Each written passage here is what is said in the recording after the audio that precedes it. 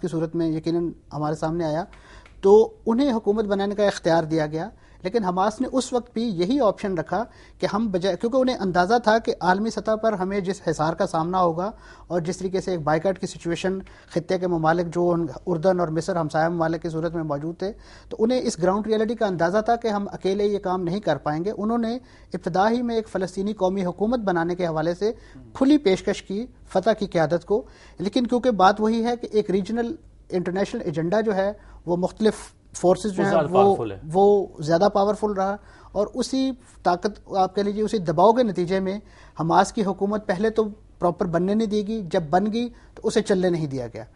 تو اس کی اوریا صاحب، کیا یہ جو فلسطین کی ایک مختصر آبادی ہے اور اس کے ارد گرد بڑے بڑے ممالک ہیں، اردن ہے، مصر ہے، شام ہے، اور پھر ظاہر ہے عرب دنیا ہے، پھر اس کے بعد ہم لوگ بھی ہیں، سوال یہ پیدا ہوتا ہے کہ کیا وہ لوگ خود کچھ کر سکنے کی پوزیشن میں نہیں ہیں جب تک کہ بہت زیادہ ہیں۔ میں سچی بات بتاؤں، اگر آپ ان کا اخلاقی طور پر بھی ساتھ دینا شروع کر دیں، حماس سے کون خوفزدہ ہے؟ حماس سے خوفزدہ ہیں وہ ڈکٹیٹوریل رجیم، مسلمان ممالک کی، عرب رجیمز کہ جن کو پتا ہے کہ اگر حماس کی ایک ڈیموکریٹک قسم کی گورنمنٹ اسٹیبلش ہو گئی تو کل کو ان کے لوگ بھی کھڑے ہو کے کہیں گے کہ اس طرح کی حکومت ہماری طرف آنی چاہیے۔ اس لیے ایک طویل اور صاحب آپ دیکھیں کہ حماس کا جو اوریجن ہے وہ اخوان المسلمون کی آف شوٹ ہے۔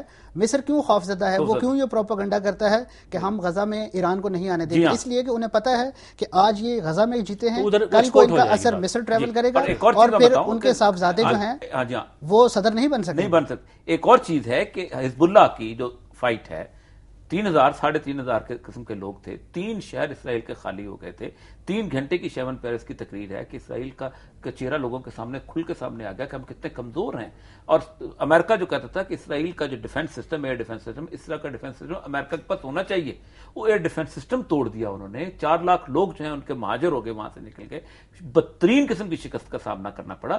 مسئلہ یہ نہیں ہے، مسئلہ سارا یہ ہے کہ اس سارے کے سارے کو توڑنے والے جو عرب ہیں خود، اور یہ نہیں چاہتے کہ فلسطین کے اندر ایک حماس جیسی پاپولر لیڈرشپ جو ہے وہ بلڈ ہو، اور اسی وجہ سے وہ یہاں پر کسی طور پر بھی کام نہیں آنے دینے تھے۔ اب غزہ کا جغرافیہ دیکھیں، غزہ کو کس نے روکا ہوا ہے؟ اسرائیل اکیلے نے روکا ہوا ہے، غزہ کو تو مصر نے روکا ہوا ہے۔ صحیح بات ہے، وہ بند کیا راستہ انہوں نے۔ تو جتنی گالی اسرائیل کو پڑنی چاہیے اتنی گالی مصر کو بھی پڑنی چاہیے۔ وہ ظاہر ہے وہ امریکن ایجنڈے کو پورا کر رہے ہیں۔ خواتین حضرات ہمارے ساتھ رہیے گا، ایک وقفے کے بعد ملتے ہیں۔